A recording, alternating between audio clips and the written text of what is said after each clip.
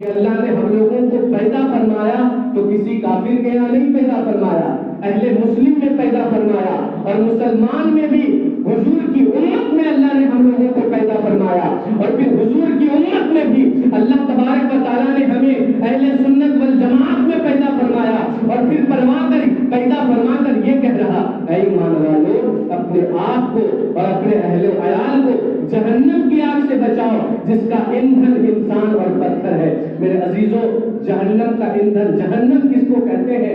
آئیے حدیث میں ملاحظہ فرمائیے۔ ایک حدیث ہے جس کے راوی حضرت ابو ہریرہ رضی اللہ تعالیٰ عنہ ہے۔ حضرت ابو ہریرہ رضی اللہ تعالیٰ عنہ روایت کرتے ہیں کہ آقا کریم صلی اللہ تعالی وسلم نے فرمایا، جہنم کس کو کہتے ہیں؟ جہنم کی آگ کتنی بھیانک ہے اور اس کی تپش کتنی بھیانک ہے۔ اللہ کے رسول ارشاد فرماتے ہیں کہ اللہ تبارک و تعالیٰ نے جہنم کی آگ کو 1000 سال دھکایا۔ کتنا سال؟ 1000 سال دھکایا، حتیٰ کہ جب اللہ نے اس آگ کو دھکایا تو اس آگ کا رنگ سرخ ہو گیا، لال ہو گیا۔ اللہ نے فرمایا ایسی آگ نہیں، اور اس کو 1000 سال دھکاؤ۔ فرشتوں نے پھر جہنم کی آگ کو 1000 سال دھکایا، حتیٰ کہ اس آگ کا رنگ سفید ہو گیا۔ پھر اللہ نے فرمایا نہیں، آگ کا رنگ یہ بھی نہیں ہونی چاہیے جہنم کا۔ تو فرشتوں نے کہا اے مولا پھر کیا کروں؟ کہا پھر 1000 سال دھکا۔ اللہ تبارک و تعالیٰ کے حکم سے فرشتوں نے پھر اس جہنم کی آگ کو 1000 سال دھکایا، حتیٰ کہ اس آگ کا رنگ کالا ہو گیا۔ آقا کریم فرماتے ہیں جہنم کی آگ کالی ہے، کالی، اس جہنم کی آگ سے بچو۔ اللہ تبارک و تعالیٰ نے فرمایا اپنے آپ کو بھی بچاؤ اور اپنے گھر والوں کو بھی بچاؤ۔ اتنا بھیانک جہنم کی آگ ہے۔ اور جہنم کی آگ کے بارے میں تو، جہنم کی آگ میں تو اتنی تپش ہے کہ اگر سوئی کے ناکے کے برابر، اگر اللہ تبارک و تعالیٰ سوئی کا جو نوک حصہ ہے فرماتے اس ناکے کے برابر اگر دنیا کی طرف جہنم کی آگ کو کھول دیا جائے تو پوری دنیا اس جہنم کی آگ سے جل کر کے خاک و خستر ہو جائے۔ اس چیز کو جہنم کہتے ہیں۔ اگر جہنم کے فرشتے دنیا میں آ جائیں اور دنیا والے اس فرشتوں کو دیکھ لیں تو اس کو دیکھ کر کے اس کے دل میں اس کی ہیبت اتنا طاری ہو جائے کہ اس کو دیکھ کر کے لوگ مر جائیں۔ یہ حال ہے جہنم کے فرشتوں کا۔ ہم کہاں ہیں؟ ہم اپنی دنیاوی زندگی میں اتنا مست ہو چکے ہیں کہ ہمیں اپنی آخرت کی فکر نہیں۔ میرے عزیزوں، اپنی آخرت کو یاد کرو، اپنی آخرت کے کو سنوارو، اپنی آخرت کے بارے میں سوچو۔ یہ دنیا تو فانی ہے، میرے آقا فرماتے ہیں دنیا کچھ نہیں ہے، دنیا تو یہ بخانے کی جگہ ہے حضرت آدم کی۔ یہ دنیا کو کچھ مت سمجھو، بلکہ دنیا کو ترجیح مت دو، آخرت کو ترجیح دو۔ وہ ہمیشہ ہمیشہ ہے، وہاں ہمیشہ ہمیشہ رہتا ہے۔ آپ بتائیں میرے عزیزوں، ہم کتنا اپنی آخرت کے بارے میں سوچتے ہیں؟ آج ہر انسان چاہتا ہے ہماری دنیا سنور جائے، ہم زیادہ سکسیس ہو جائے، ہم زیادہ دوسرے انسان سے زیادہ ہم ڈیولپ کر جائے۔ میرے عزیزوں، اپنے آپ کے بارے میں سوچو، تم جتنا بھی مال کما لو گے لیکن اگر تم نے اس دنیا میں اللہ کے قانون کے مطابق اگر تم نے زندگی نہیں گزارا اور پھر تم نے دولت کے چکر میں پوری دولت تم نے اپنے گھر میں بھر لیا، لیکن وہی دولت جس کو تم نے بچا کر کے رکھا، وہی دولت قبر میں تمہارے لیے سانپ اور بچھو کے شکل میں ہو جائے گا۔ وہی دولت تمہیں کھائے گی، وہی دولت تمہیں ڈسے گی۔ اور ایک اور حدیث ملاحظہ فرما لیجئے، جہنم کا سانپ، اللہ کے رسول فرماتے ہیں کہ جہنم کا جو سانپ ہے نا وہ بختی اونٹ کی طرح ہے، اس کے اندر اتنا زہر ہے کہ اگر وہ ایک مرتبہ ڈس لے، ایک مرتبہ، اللہ کے رسول فرماتے ہیں کہ اگر ایک مرتبہ وہ جہنم کا سانپ ڈس لے تو انسان اور اس کا زہر جو ہے نا، اس سانپ کا زہر انسان کے اندر 40 سال تک رہے گا، وہ 40 سال تک چیختا اور چلاتا ہوا نظر آئے گا۔ آپ بتائیں جہنم کے سانپ کا یہ حال ہے۔ اللہ کے رسول فرماتے ہیں کہ جہنم میں جو بچھو ہے وہ بچھو کس طریقے کا ہے؟ فرماتے ہیں وہ بچھو چھوٹا سا بچھو نہیں، وہ خچر کی طرح ہے۔ خچر کو دیکھے ہیں نا، خچر کی طرح جہنم کے بچھو ہے۔ کہتے ہیں اگر وہ ڈنک مار لے تو پھر جہنمی اس کے ڈنک کو برداشت نہ کر سکے اور اس کے ڈنک مارنے کی وجہ سے 40 سال تک چیختا اور چلاتا ہوا نظر آئے۔ اس چیز کو جہنم کہتے ہیں۔ اور ایک بات ایک اور حدیث ملاحظہ فرما لیں، آقا کریم صلی اللہ تعالی علیہ وسلم ارشاد فرماتے ہیں کہ جہنم میں جس شخص کو سب سے کم عذاب دیا جائے گا اس کا نام ابو طالب ہے۔ پوچھا ہے ابو طالب اس شخص کو سب سے کم عذاب دیا جائے گا اور جہنم کا سب سے کم عذاب کیا ہے؟ آقا کریم صلی اللہ تعالی وسلم ارشاد فرماتے ہیں کہ جہنم میں سب سے کم عذاب یہ ہے جو ابو طالب کو دیا جائے گا. ابو طالب کو جہنم کا جوتا، آگ کا جوتا پہنایا جائے گا. جہنم میں آگ کا جوتا ابو طالب کو پہنایا جائے گا. جب وہ ابو طالب پہنیں گے تو آگ کے جوتے کی پہننے کی وجہ سے اس کا دماغ پھٹ جائے گا. آپ بتائیں، سوچے جہنم کس چیز کو کہتے ہیں؟ ہم نے کبھی سوچا ہے؟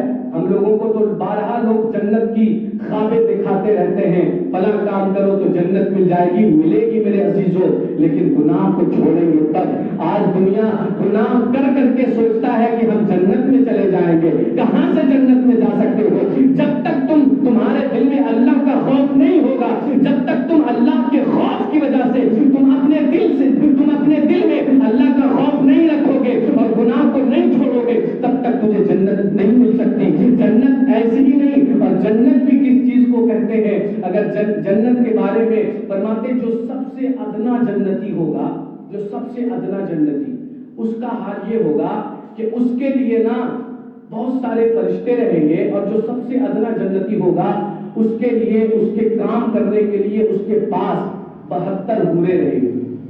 کتنی حوریں؟ 72 حوریں. بولے نا کتنی حوریں؟ 72 حوریں.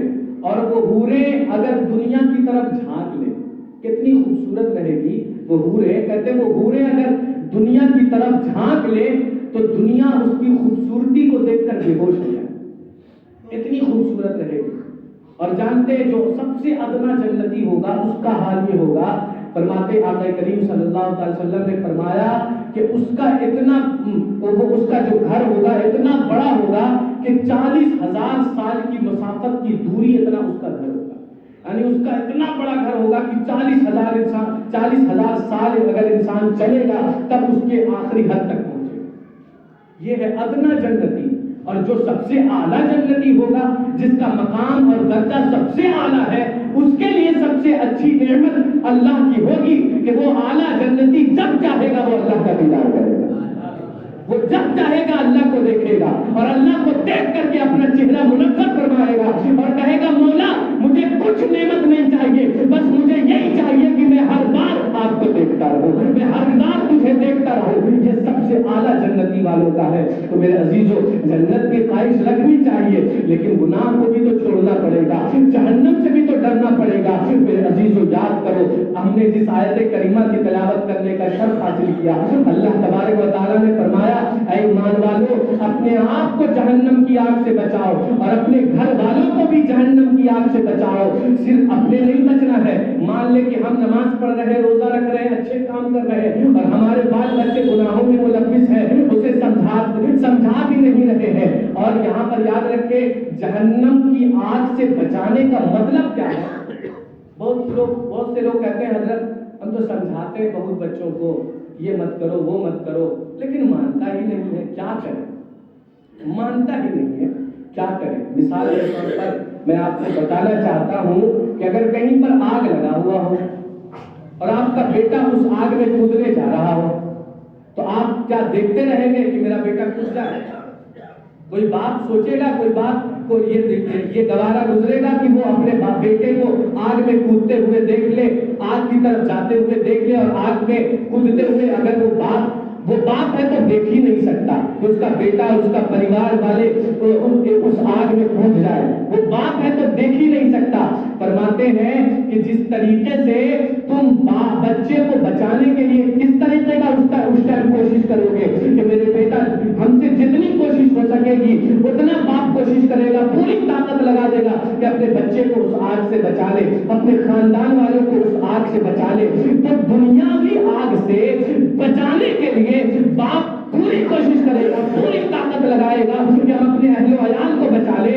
تو جس طریقے کی پوری کوشش لگا رہے ہو کہ میرا بیٹا دنیاوی آگ سے بچ جائے، اسی طریقے کا علماء فرماتے ہیں کہ اسی طریقے کی پوری کوشش کرو کہ تمہارا بچہ، تمہارا اہل و عیال اس جہنم کی آگ سے بچ جائے، اس جہنم کی آگ سے بچ جائے. لیکن ہمارے عزیزوں آج تو خود ہم جہنم کی آگ سے نہیں بچتے.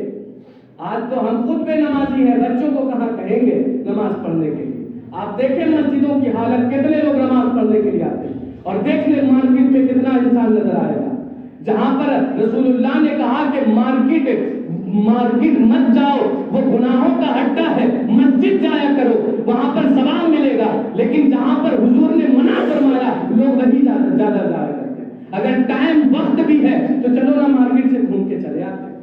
وقت بھی ہمارے پاس ہے تو کبھی یہ نہیں سوچیں گے کہ چلو ایک پارہ قرآن کی تلاوت کر لیں گے، چلو نفل نماز پڑھ لیں گے، چلو تہجد پڑھ لیں گے، چلو اور کوئی نماز پڑھ لیں گے، اچھے کام کر لیں گے. لیکن نہیں، یہ نہیں ہو سکے گا. چلو نا مارکیٹ سے گھوم کر آتے ہیں، ابھی تو بہت وقت ہے.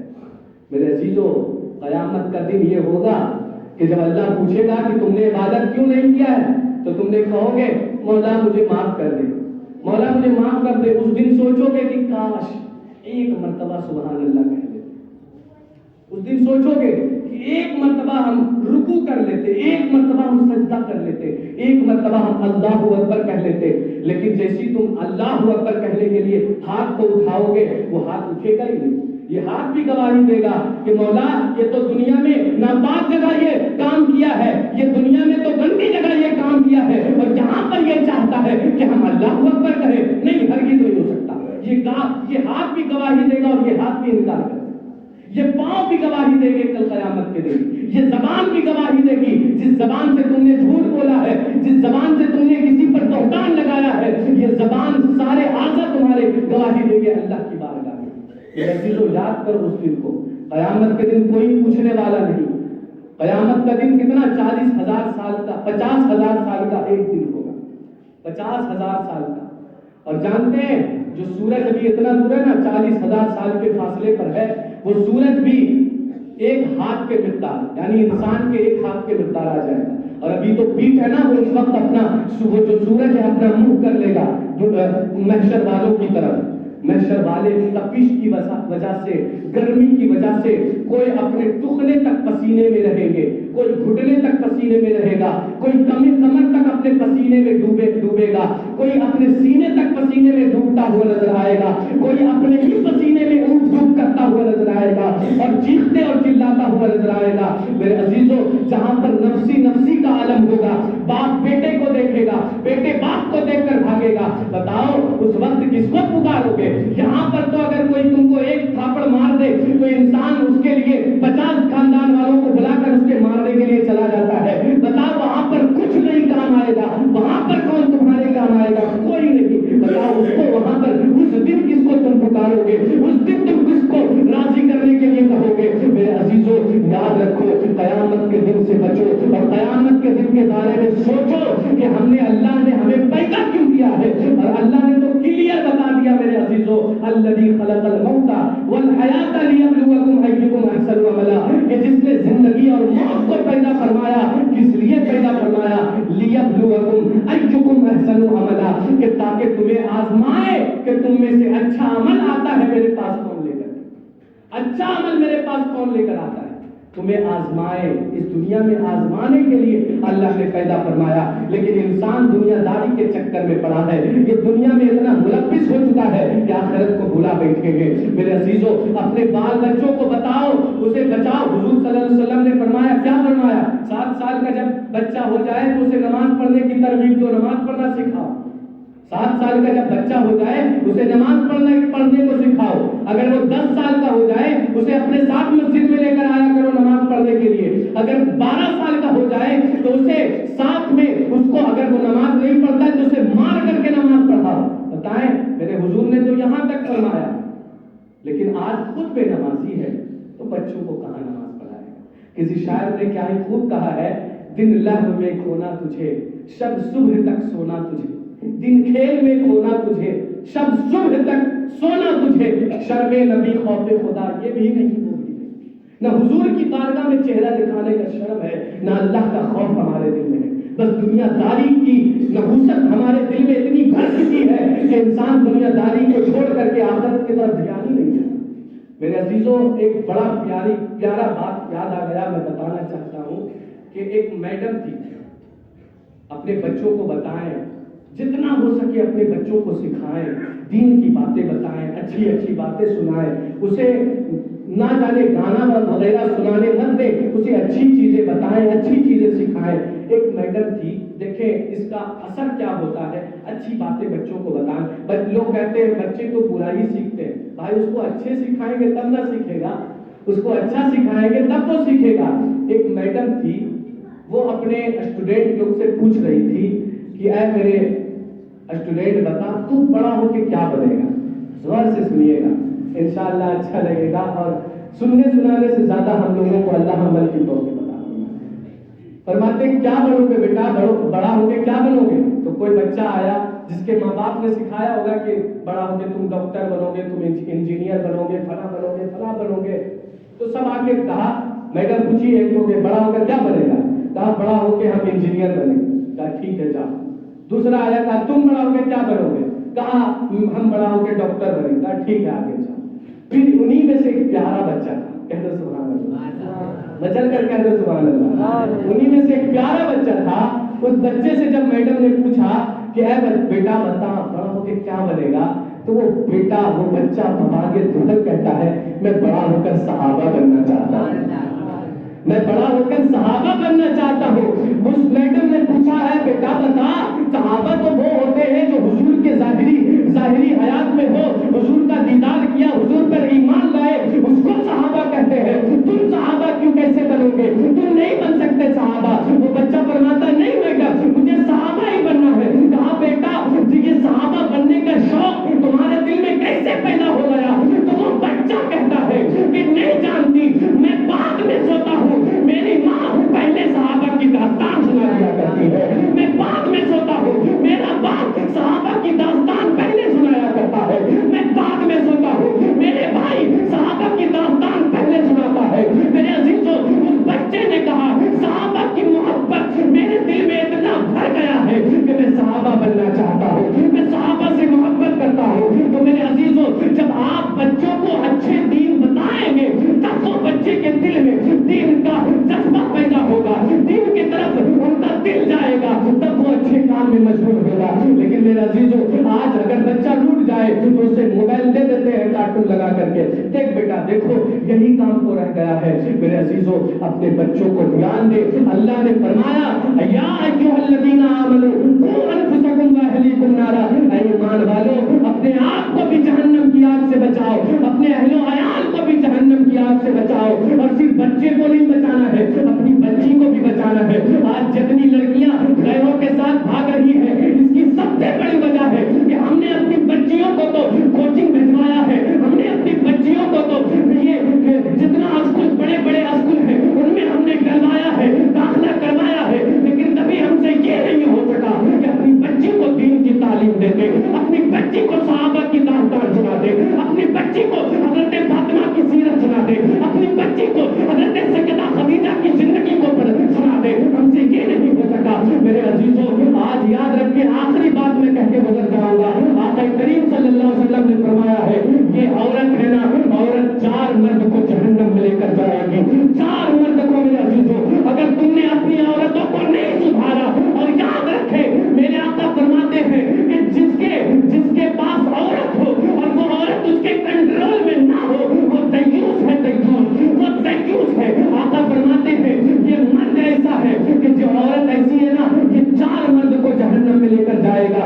اگر بچی ہے اور جب قیامت کے دن جب پکڑائے گی نا اللہ پوچھے گا تم نے گناہ کیوں کیا تھا، تو یہ ڈائریکٹلی کہے گی میرے پاس تو بھائی تھا نا سمجھانے والا، لیکن یہ نہیں مجھے کہا کرتا تھا، اے میرے مولا بعد میں مجھے جہنم میں ڈالنا، پہلے میرے بھائی کو جہنم میں ڈال۔ یہ کہے گی کہ میرے پاس باپ تھا لیکن باپ نے مجھے کبھی نہیں سمجھایا، بیٹی وہ چیز غلط ہے، بیٹی یہ چیز صحیح ہے، وہ چیز غلط ہے، میرے باپ نے کبھی یہ اس چیز پر دھیان ہی نہیں دیا، اپنی دنیا داری کے چکر میں مست رہا۔ تو وہ بیٹی کہے گی مولا تو مجھے جہنم میں ڈالنا چاہتا ہے نا، پہلے میرے باپ کو جہنم میں ڈال۔ اگر وہ بیوی بن گئی ہے تو وہ اپنے شوہر کو جہنم میں لے کر جائے گی، اگر اس کے بچے ہیں تو اپنی اولاد کو بھی کہے گی میرے اولاد پر بھی تو مجھ پر میرا حق تھا، وہ میرا اولاد ہو کر کے مجھے سمجھاتا، مجھے کہتا، مجھے بتاتا، دین کی بات बातें समझा था, लेकिन मेरे अजीजों अपनी औलाद को भी वो जहन्नम में लेकर जाएगी। और याद रखें, अपनी औरतों को सुधारो। जिसका औरत उसके कंट्रोल में नहीं है, याद रखें उसकी दुनिया भी तबाह और बर्बाद हो जाएगी, आखिरत भी तबाह और बर्बाद हो जाएगा। तो अल्लाह ने कुरान में फरमाया, ऐ ईमान वालों, अपने आप को जहन्नम की आग से बचाओ और अपने घर वालों को जहन्नम की आग से बचाओ। वक़ूदुहुन्नास वल हिजारा, जिसका ईंधन इंसान और पत्थर है। ये पत्थर और इंसान यही से सोच ले कि जहन्नम की आग की तपिश कितनी भयानक होगी, जहन्नम का आग कितना भयानक होगा। कोई आग का ईंधन लकड़ी रहता है, लेकिन जहन्नम की आग का ईंधन पत्थर है।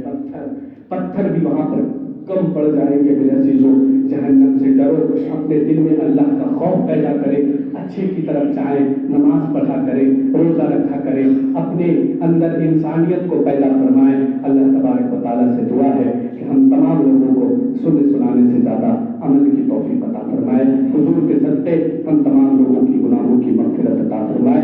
जिसने सुन्नत नहीं पढ़ा है वो सुन्नत पढ़ ले। व आखिर दावाना अनिल हम्दुलिल्लाहि रब्बिल